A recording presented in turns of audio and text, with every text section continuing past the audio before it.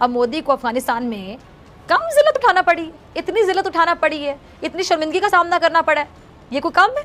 तमाम तर ताकत के बावजूद मोदी अफगानिस्तान में कब्जे के ख्वाब को ताबीर ना दे सका। अमेरिका और भारत को मुँह की खाना पड़ी और रही सही कसर अफगान तालिबान ने पूरी कर दी। या मेरे ख्याल से अगर मैं इस तरह कहूँ तो ज़्यादा मुनासिब होगा कि अफगान तालिबान ने बाकायदा लात मारकर अमेरिका को और भारत को किक आउट कर दिया। और इन दोनों मुल्कों को अफगान तालिबान ने साफ कह दिया कि चलो शाबाश, हमारी सरजमीन से चलते बनो। अब यही बात अमेरिका और भारत को क्या हजम होनी थी? नहीं होनी थी। इनको हलकान कर रही है और अब तक ये सदमे से बाहर नहीं आ पा रहे। अब इस हार का, इस शिकस्त का जो सदमा है ना, ये सदमा लिए हुए जो बाइडन और मोदी एक दूसरे का गम दूर करने की कोशिश कर रहे हैं और बाकायदा तौर पर अमेरिका और हिंदुस्तान गठजोड़ करके पाकिस्तान के ख़िलाफ़ अब दोबारा साजिश करने में मसरूफ़ हैं, साजिश करते हुए नज़र आ रहे हैं बड़े मुनज़्ज़म अंदाज में। मोदी ने अमेरिका में कदम रख कर नहुसत डालना शुरू कर दी है और उसके शैतानी कारखाने से एक चिंगारी अमेरिका के रास्ते से होती हुई पाकिस्तान पर छोड़ने की कोशिश की गई है। मोदी और अमेरिका ने पाकिस्तान के खिलाफ गठजोड़ कर लिया दोबारा से। पाकिस्तान से एब्सोल्युटली नोट का बदला, ये जो एब्सोल्युटली नोट है ना, इसका बदला लेने की मुकम्मल तैयारी की गई है, क्योंकि अमरीकी सेनेट में पाकिस्तान पर पाबंदियों का मुतालिबा जो किया गया है, सिर्फ यही नहीं बल्कि अमरीकी सेनेट ने भारत के साथ मजबूत ताल्लुकात बनाने पर भी जोर दी है। और जो बाइडन भी मोदी से रिश्तेदारी मेरे ख्याल से बनाने के लिए बहुत ज़्यादा बेकरार नज़र आ रहा है। और अब पाकिस्तान के हाथों जो भारतीय चेहरा है, इनका असली चेहरा डोजियर की सूरत में एक्सपोज होने की वजह से, बेनकाब होने की वजह से भारत अमेरिका के साथ मिलकर अब खेल रचा रहा है। और मोदी के दौरा अमेरिका के बाद पाकिस्तान पर ये जो पाबंदियों का मंसूबा बनाया जा रहा है, यानी बहाने तलाश किए जा रहे हैं, जवाब तराशे जा रहे हैं। हालांकि पाकिस्तान ने कहाँ इनका साथ नहीं दिया मुश्किल घड़ी में। हर मुश्किल घड़ी में पाकिस्तान ने अमेरिका की मदद की। अब सूरत हाल क्या है, सिचुएशन कि जी 22 अमरीकी सैनेटर्स ने सेनेट में एक बिल पेश की है जिसमें काबुल के जवाल से पहले और बाद में और वादिये पंजशेर में तालिबान के हमले में पाकिस्तान के मुबैना किरदार का जायज़ा लेने का मुतालबा किया गया। और अमरीकी सेनेट में मुजवज़ा कानून साजी इस बारे में एक जामे रिपोर्ट का मुतालबा करती है कि अफ़गानिस्तान में अमरीका के 20 साल के दौरान तालिबान की हिमायत और अगस्त के वस्त में काबुल पर कब्जा करने में अस्करियत पसंदों की मदद और वादिये पंजशेर पर हमले की हिमायत किसने की।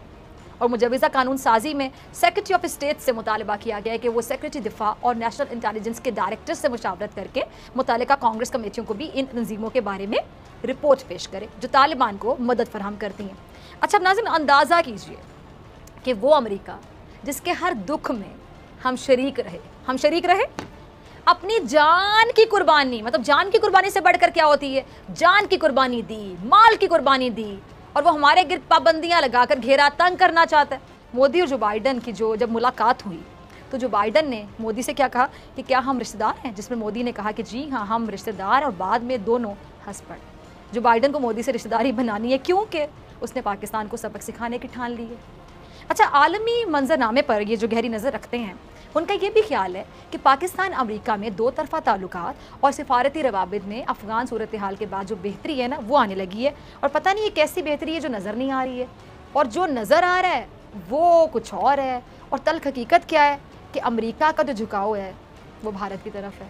और अमरीकी सेनेट में जो बाइडन को मोदी के साथ दोस्ती और ताल्लुकात को बढ़ाने पर जोर भी दे रही, जिसका सीधा मतलब कि अब अमेरिका ने मतलब निकल जाने के बाद पाकिस्तान से नज़रें फेर ली, क्योंकि पाकिस्तान अमेरिका और बिलखुसूस अमेरिका के फ़रेब से अच्छे तरीके से वाकिफ़ हो गया है। और दूसरा इसकी वजह, बड़ी वजह, पाक चीन ताल्लुका जो अमेरिका और भारत की नींदें उड़ा रहे हैं, इसलिए दुश्मन फिर से चालें चलने लगे।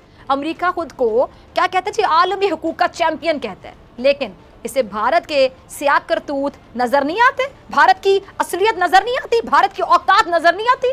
अब भारत में मुसलमानों की शहरियत को ख़त्म करने का ये जो गंदा धंधा चल रहा है, आरएसएस की कट्टर सोच सबके सामने है, लेकिन अमेरिका को नज़र नहीं आती है। फिर कैसा ये आलमी हुकूक है, कैसे ये इंसानी हुकूक की बात करते हैं, कौन से हुकूक की बात करते हैं, कौन सा चैंपियन बना फिरता है ये अमेरिका जो भारत के मामले में अंधा हो जाता है, गूंगा हो जाता है, बहरा हो जाता है। अब यह मोदी को गले लगाने की जिद पे अड़ा हुआ है। यही भारत पाकिस्तान के खिलाफ अब भी बाकायदा झूठी साजिशें कर रहा है, झूठा प्रोपेगेंडा कर रहा है, लेकिन अमेरिका अपने मुफादात की वजह से गूंगा बना हुआ है, बहरा बना हुआ है, अंधा बना हुआ है। अफगानिस्तान से फौजी इनखला के 45 दिन बाद अमरीकी सेनेटर मार्को रूबियो और सेनेटर जिम रेश की सरबराही में 20 अमरीकी सेनेटर्स ने तालिबान पर पाबंदियों और पाकिस्तान के किरदार पर सवालात उठा दिए हैं, कि जिसके बाद खदशा जाहिर किया जा रहा है कि यह बिल पाकिस्तान के खिलाफ पाबंदियां लगवाने की पहली कोशिश हो सकता है।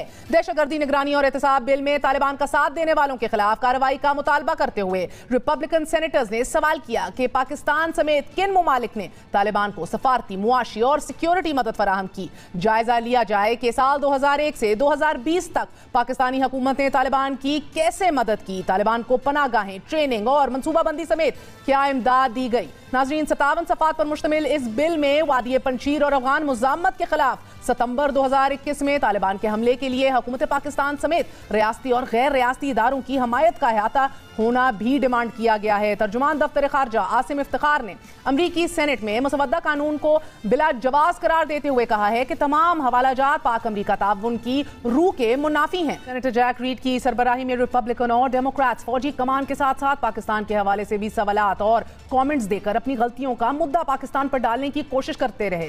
पैनल सरबराह सेनेटर रीड ने यह नुक्ता उठाया कि तालिबान की मदद करने के हवाले से पाकिस्तान का किरदार भी देखना लाजमी है।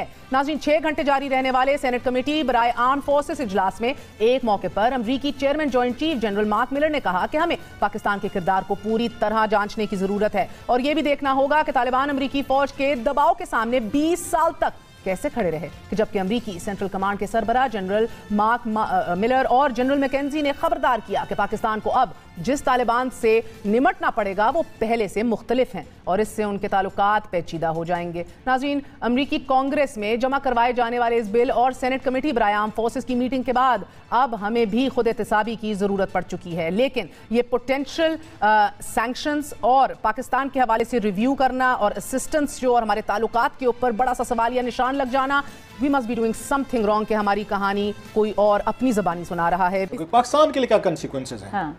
वो हमें कहते हैं ना कि आते जाते उनका बड़ा मुनीर नियाज़ी साहब का जो शेर जो है या उनकी नज़म जो है ना वो पंजाब की बड़ी खूबसूरत, वो हर सूरत हाल पे हमारे ऊपर बड़ी फिट है। कुछ शहर के लोग भी जालिम सान को सानू मरना था शौक भी सी, बल्कि शहर के लोग तो शायद अभी भी शायद कोई तर्स खा के कोई खैरत खरूद रोटी पानी आके हमें खिला देते। हमें मरने का बड़ा शौक है। आप इनके बयानात हम चला नहीं रहे, फिर कहेगा मुल्क की सलामती खतरे में पड़ जाती। अदरवाइज आपको यहाँ पे 1 डजन हम बयानात चला के दिखा देते हैं कि Pakistani minister after the fall of Kabul इन्होंने क्या बयानात दिए और इन्होंने कैसे चार्जशीट जो है अपने मुल्क के खिलाफ इन्होंने चार्जशीट बनाने में इन्होंने बड़ा रोल अदा किया। अगर मीडिया ये काम करता, इन्होंने हमारे ऊपर केसेस बनाने थे, इन्होंने हमें जनाब मुल्क दुश्मन करार दे देना था, एंटी स्टेट करार दे देना था। आप लोगों को एहसास नहीं है, आप लोग टीवी चैनल पर बैठ जाते हैं, मुल्क की सलामती का ख्याल नहीं करते। और जो इन्होंने बयान दिए, मैं 3 नाम अभी आपको गिनवाता हूं मैं, और अगर हमें इजाजत हो तो कल हम आपको पूरा इस कौम को दिखाएंगे कि बिल जो पेश किया है, ये जो यहाँ पे कहते हैं ना फेक न्यूज़ का हमें बताया जाता है कि इंडिया से खबर चलती है, वो बरतानिया से चलती है, तो पाकिस्तान मीडिया उसको रिसाइकल करके चला देता है, दुश्मनों के हाथ में यूज़ होते हैं। आपने जो स्टेटमेंट दिए हैं काबुल के डिबैकल के बाद, आपने बेसिकली वहाँ पे स्ट्रेंथन किया उस लॉबी को, वो इंडियन लॉबी हो जिसको आप कहते हैं, वहाँ पे उनकी अपनी मीडिया की लॉबी है। एक वहाँ पाकिस्तान के खिलाफ सेनेटर्स का अपना भी है, उन्होंने बनाया हुआ है, मेरा ख्याल है ग्रुप है, वो आपने बनाया। आपने तो फिर इंडियन लॉबी को, आपने अमेरिकन लॉबी जो पाकिस्तान को हमेशा समझती रही कि डबल गेम करते हैं, ये डबल स्टैंडर्ड्स हैं, ये हमसे पैसे भी लेते, $32 अरब भी हमने ले लिए और फिर उसके बाद अमेरिकन की शिकस्त में हम खुश भी हैं। सो वो आपने तो उनके हाथ स्ट्रेंथन किया। शेख रशीद साहब का जो मेरा ख्याल सलीम, उन्होंने जो हमारे दोस्त सलीम साफी साहब के प्रोग्राम में उन्होंने बयान दिया था उसमें जिरगा का, उसका जरा क्लिप तो चलवाए। मैं किसी वक्त में आज तो नहीं कहा मैंने प्रोड्यूसर को, कल चला देंगे। उन्होंने कहा सारे तालिबान इधर रहते हैं, 12 गाँव में रहते हैं। उन्होंने कहा चित्राल में आपने क्वेटा शुरा का आपने कभी डिनाई नहीं किया। उनका आना जाना, जख्मी आ रहे हैं, लड़ाई झगड़े मार, उनकी सारी शादी आपने खुद कहा है। आप शेख रशीद का बयान उठा के देख लें, आप श्री मजारी साहब को उठा के देख लें, इमरान खान साहब का मेन मतलब सबसे ज़्यादा, मतलब आप इस वक्त थोड़ा सा आपको जैसे आमिर ने कहा कि एक मॉडेस्ट अप्रोच चाहिए होती। एक बड़ा एक मतलब फोर्स है अमेरिका, वो लाइक इट और नॉट, वो इस वक्त वो कहते हैं ना भौंतरे फिर रहे हैं। एक हमारे पंजाबी या उसमें सरायकी में भौंतरे हुए हैं कि क्या करें, किसको पकड़ें।